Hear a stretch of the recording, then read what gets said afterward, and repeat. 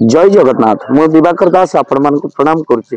सनातनी हिंदू माने तांकर प्रतीक होची तिलक बा चंदन, किंतु आमे माने लज्जा बोध करुचे सिंदूर चंदन तिलक टिके मथारे लगेबा पई। काहेकि ना अनेक नारी माने मध्य विवाह पर मध्य सिंदूर लगेबाकू लज्जा बोध करुछन्ति। मथा से माने खाली रखुछन्ति, मथा खाली रखु नाहंति जे आगो को मथा खाली हेबा पई प्रैक्टिस चलैछन। भक्तबंधु स्वामीर अमंगल होइताय जदि आपणकर मथा खाली रखि थांती नारी मान। आउ सिंदूर बा तिलक जदि आमे माने मध्य न धारण करू आमे कौन हिंदू रे गणा। मन रखि थांतु आज आपण मानकु वीडियो रे आमे कहबू तिलक लगाइबार कौन रही लाभ। आउ आमे तो स्वभाव हिंदू बोलाउची। हिंदू काहाकू कहंती?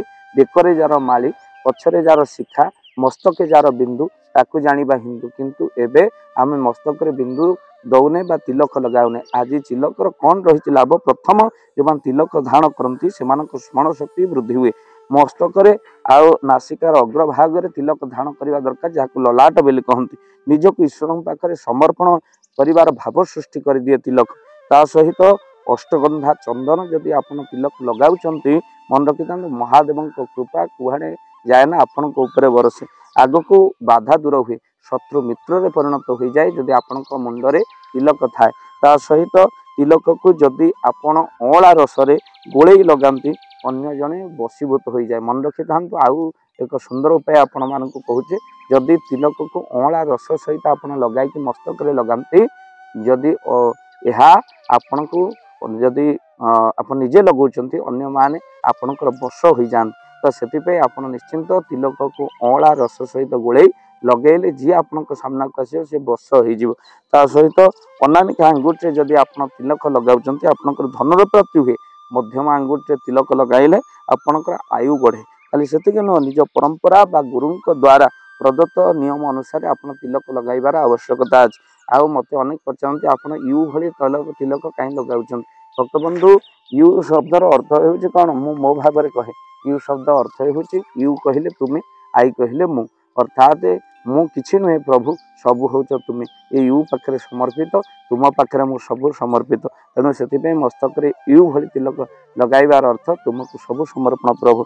ता सहित प्रथमे ठाकुर पाखरे तिलक आग घूरी प्रभु को समर्पण करंतु, तापरे तिलक लगाम। तिलक जदि गंगा जल पकई आपण प्रभु को समर्पण करुचंदी प्रभु ताको ग्रहण करंतु। खाली सेतिक नुहे, ये तिलक जदि आगुर प्रभु पाखरे समर्पण हो जाइए बारंबार समर्पण करिवार आवश्यक नाही।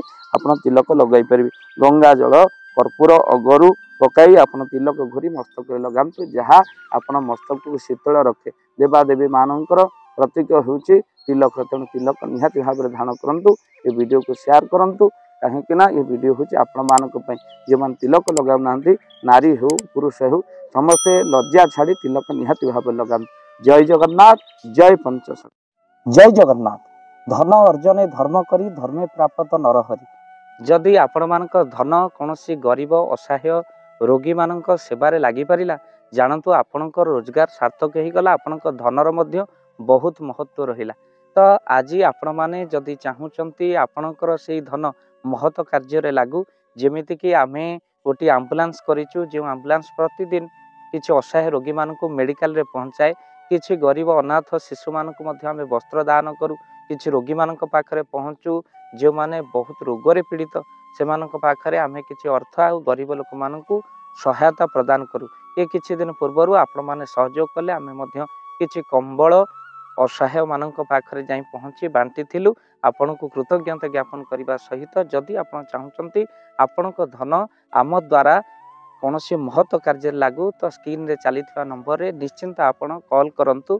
आउ आपणक विवाह वार्षिक आपणक पिला मानक जन्म रे श्राद्ध रे जदि आपण दान करने को चाहूचंती आपणक पुओ नाम रे झियो नाम रे स्त्री नाम रे निश्चिंत भाव में आपण दान करें। स्क्रीन रे चली नंबर रे आपण कॉल करंतु। आमे दबु आपणको फोन पे नंबर, जो फोन पे नंबर रे आपणकर दान पहुँची पारिबा। निश्चिंत भाव में आपणकर दान क्यों कार्य लगुच तार मध्य वीडियो करी भाव दिवाकर चैनल रे आमे निश्चिंत भाव में पकेबू। आपण देखि निश्चिंत खुशी हेबे। तो आपणक पुओ झियो विवाह वार्षिक जन्मदिन रे जदि आपण चाहूचंती आपणकर दान महत्व कार्य लागू, तो सेही शुभ दिन मानकर आपण कॉल करी आमको फोन पे नंबर मागी पारिबे। आउ आम्भे माने आपनको फोन पे नंबर दबु, जो नंबर रे आपण सहयोग राशि पठाई पारिबे। ନିଶ୍ଚିନ୍ତ ଭାବରେ ଆପଣଙ୍କର ଧନର ସାର୍ଥକତା ହେବ।